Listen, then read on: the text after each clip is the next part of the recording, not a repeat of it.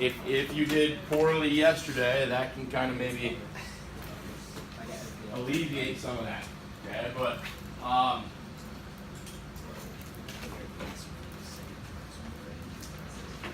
as we move on, key topics that we spend a lot of time on, guys, that's going to be something that I'm going to quiz you over. Especially, kind of what I've done is taken I've got the finals. Okay, I've got like 3 years worth of finals. Okay, that Rhodes has created, and then I have kind of merged together. And as we start going over concepts, I'm going to quiz you, pulling out those questions that you see on the final, so that when we get to the final, we've seen it already, okay? And we mastered those ideas, those concepts, so we breeze through that thing. But we have to actively be participating with the material in order to get proficient at all that stuff. So this question here, I did send you a video over this. You guys get that yesterday? Yeah. Huh? Yeah, I got it. Okay. Is it taking like a clean video search? If you click YouTube, though, it goes straight to YouTube. Like in the bottom corner, there's YouTube. You guys have learned how to Okay, sync so- with your computer. You won't have the. And that's an issue I've been trying to get fixed with the tech department. All right, so dot backslash admin dot net dot I guess I don't have it linked here, but it should.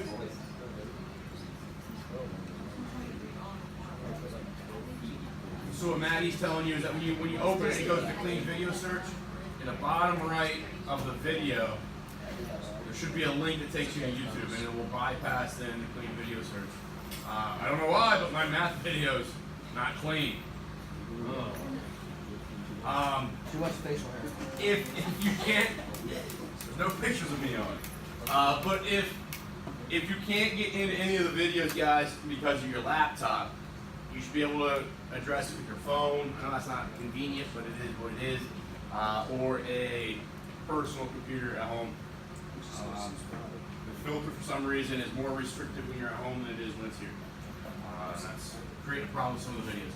I will continue to work with them and see if we can get that fixed for you.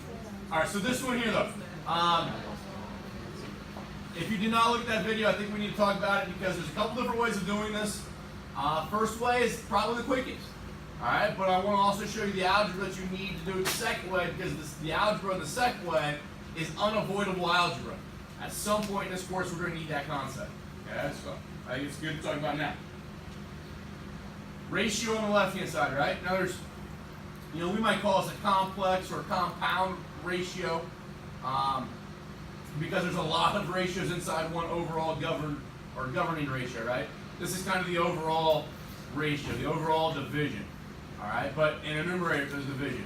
In the denominator, there's division. So compound or complex ratio here. This is a ratio. Number one, right? How do I solve equations that are a ratio equal to a ratio? Yeah, you cross multiply it. That's a proportion, okay? So I should be able to take this numerator, which we call an extreme, and multiply by that denominator, which we call an extreme, okay? So take 2 plus 3 over x times 1. So that's pretty easy. 2 plus 3 over x. That should equal then, okay? This here is what we refer to as a mean. This is also a mean. You guys remember hearing that in geometry? The product of the means is equal to the product of the extremes. That's all we do. It's a mathematical way to say cross multiply. When I do that, it's going to look like this. It's going to be x and then 4 minus 1 over x. I like to be deliberate and write that down before I actually do the distributing process there. But when I do distribute, that's going to be 4x, right? And then what's x times 1 over x? What's that going to give me? 1. Just 1. So I get 4x minus 1. And over here I get 2 plus 3 over x. Now what am I going to multiply everything by? Because I've got that fraction, okay? X. X, okay? multiply this by x, multiply that by x, multiply that, and that every single term needs that. So x times 2 gives me my 2x. Okay? This is going to give me 3x over x. Which isn't that just 3? Okay? This is going to give me 4x squared. And that's going to give me x. Now that should be something a lot more kind of user-friendly with us because now that's quadratic, right? We should be able to set that equal to 0 and factor. So when we do that, we get 4x squared minus 3x minus 3 is equal to 0. The AC method does not work here. Because my factor or my product would be negative 12. There are no factors of negative 12 that have to give me negative 3. So what's my only option then? Quadratic formula, okay? X equals the opposite of b, plus or minus b squared minus 4ac all over 2a.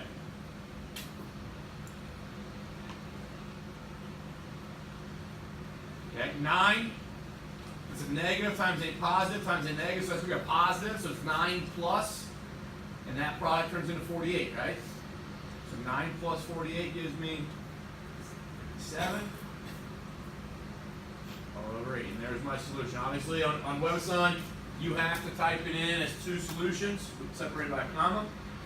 All right, so hopefully you maybe use the cut and paste tool there to make that a little bit easier for you. If you were to get this wrong in WebAssign, this is another reason I think talking about these types of questions is good. See if I've got it pulled up still in WebAssign somewhere. Don't. And if I were to get it wrong and it spits back or flashes to me the correct answer, that doesn't look like what I had written, does it? And this is the issue that people come across because we think that, you know, when we get through a process and we get answers, we just leave them the way that we have been trained.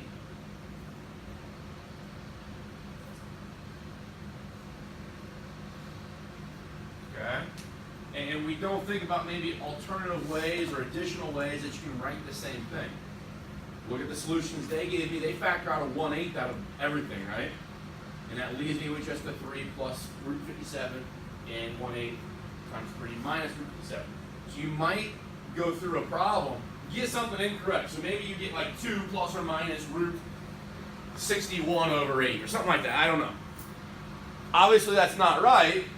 You look at your answer and then you say, well, that's not even in the same format as my answer. So there must be some other algebra out there that I'm missing out on and I didn't do. Does that kind of make sense? I get a lot of people who do this. I'm not getting an answer that looks like this. Well, that's fine, because the answer you are getting is an alternative form of that. All right, so just keep those things in mind as you're being provided solutions or you're reading a text or something like that. The author that is writing that might not always write and evaluate things the exact same way you do. Okay, but if we understand our order of operations, that kind of stuff, we should be able to take our solutions and convert them. Okay.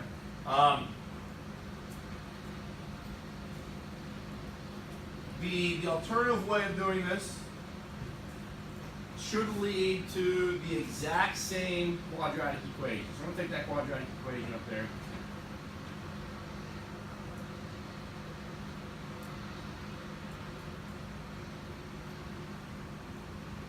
Alright, so the other way of doing this is just to focus on this thing right here. Just focus on the left-hand side for quite a bit of time. Okay, there's quite a bit of stuff over here that I want to mess with. And really the task at hand, if I'm going to do this the second approach, is to realize that is 2 fractions, right? This is 2 fractions. Now let's say that x is, I don't know, let's say x is 5. I would have 2 plus 3/5 over 4 minus 1/5, wouldn't I?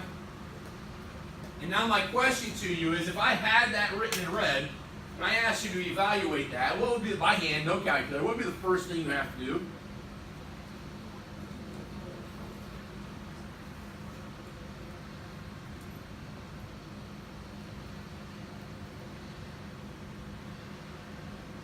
should probably take that and write it as one fraction, right? Okay. And then the second thing you should do is to take that and do the same thing, right? Well, what do I need if I'm going to do that? Common denominators, right? So you would say, well, I'm going to multiply the 2 by 5 over 5, and I'll multiply the 4 by 5 over 5, right? Does that make sense?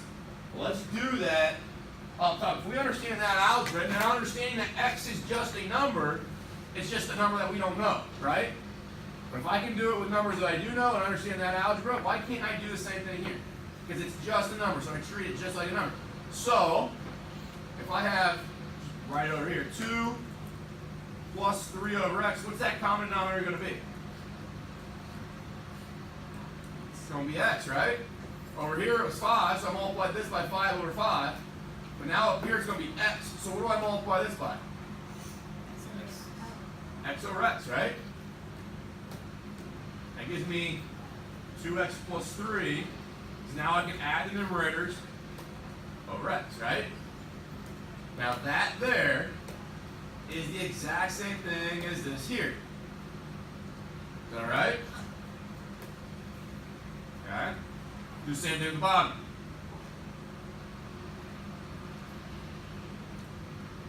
So I've got 4 minus 1 over x. Okay, again, common denominator is x, so I'll multiply this thing by x over x. And that will then yield 4x minus 1 over x, right? That there is the same thing as that. So I'm going to take that red phrase, take this thing, rewrite it again. It's 2x plus 3 over x, divided by then 4x minus 1 over x. Okay? Now, I'm going to go back to what I've got highlighted over there. If I multiplied this, this would have been, what, 10 over 5? Add that to 3 over 5 gives me 13 over 5, right? Over here, this would be 20 over 5 minus 1, so what, 19 over 5? Does anybody remember back to Algebra 1, 7th grade, 8th grade math, how I divide a fraction by a fraction? Take that reciprocal, multiply up here, right? What's going to happen with the 5s? Cancel out. So if that's what I do algebraically with just numbers, remember, this thing here, when I know what x is, this thing here might end up being the 13/5. This thing here might end up being 19/5. Does that make sense? Okay? So these are just fractions, and we treat them just like we did over here. Okay? So I'll multiply by this reciprocal. So x over 4x minus 1. Okay? And now, what happens here with, like up here, the 5's canceled. So what's going to happen with these x's? Those cancel. And I'm left with 2x plus 3 over 4x minus 1, right? That's my left-hand side. That is this thing right here taken from, if we think about it collectively, we have 1, 2, 3, 4, and then overall 5 ratios there, right? We've now rewritten it down to ultimately 1 that we're going to really deal with, okay? And you say, well, this is 2 over 1, that's 3 over 1, 4 over 1, 1 over 1, that's fine. Still 5 then. But this is a much better version than what this is. Would you guys agree with that? Okay? The left-hand side is that, the right-hand side is x. Okay? Now, I still have to use proportion. There's no way kind of working around that. Or multiply everything by the LCD of 4x minus 1, which is effectively the same thing as proportion. At least in this case. But it's a little bit more obvious on my results when I do that. What's x times 4x minus 1? It's 4x squared minus x, right? 2x plus 3 times 1, 2x plus 3. So I get 4x squared, subtract my 2x from both sides, subtract my 3 from both sides. Does that give me the same thing I found using the other approach? Is that right? Now, why is that beneficial? Now, hopefully, my argument of why I say if you've gotten it one way, you understood the first way, not to tune me out when I do the second way, is because all this algebra that we do right here, okay, it is critical. Critical. It's extremely important for a lot of the stuff that we're going to do later on. Okay? I'm I'm going to ask all the time, divide a fraction by a fraction, or you have a compound fraction, simplify the numerator, simplify the denominator, that kind of stuff. And those are the things that we're going to have to do all the time. And to be honest with you, it's not something we're going to have a lot of time to sit and muddle through all that algebra and reteach it. So as we see it throughout problems throughout the course, I'm going to highlight those. Highlight those aspects. All right, so hopefully that's useful to you. I want to start talking about something else. So Tyler, can you hit stop up there? And then